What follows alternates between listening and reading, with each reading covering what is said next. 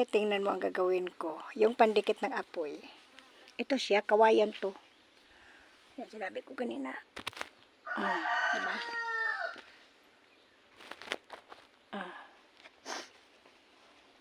Yan, kawayan siya. Tapos, pwede pala ito pandikit ng ano. Naku.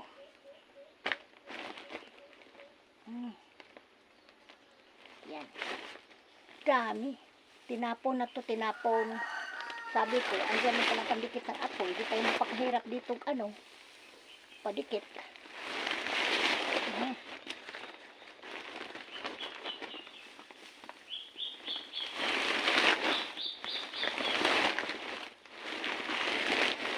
Yan. Ano ko, isa ako ko na kay. Marami pa doon, pero andyan lang yun. Isa ako na kung gamitin. Dili pwede ilagay lahat kasi baka mamaya dun sa may ilalim ng lutuan masunog. Ipalayo ko nga ito sa labas lang ito ilagay kasi wala sa ako, wala lang sa ako kasi dito hirap sa sako kasi magbili sila ng bigas kilo-kilo lang, hirap sila sa sako.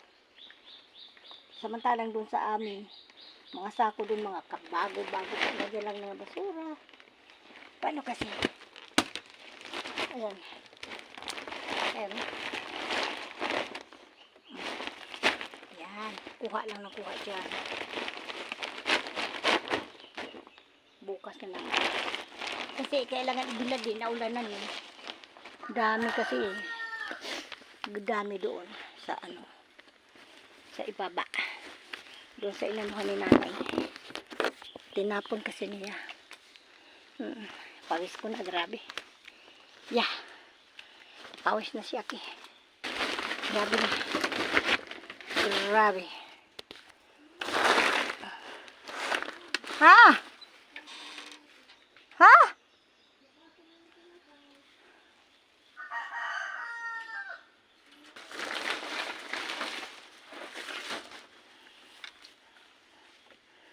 Oh. Nana, mamaya pa man ni maulan ay. Mamaya pa to. No?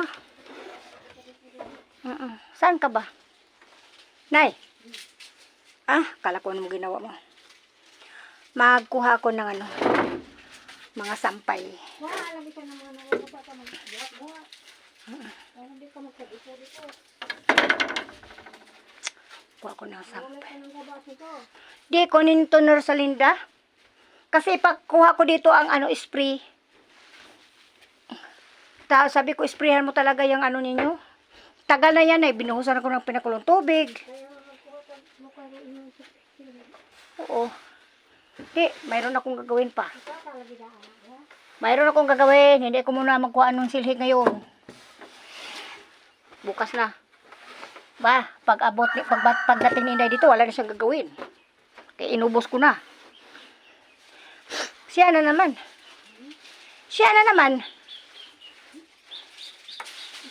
Inubos ko na lahat. Tabangan na namuguna dyan, oh.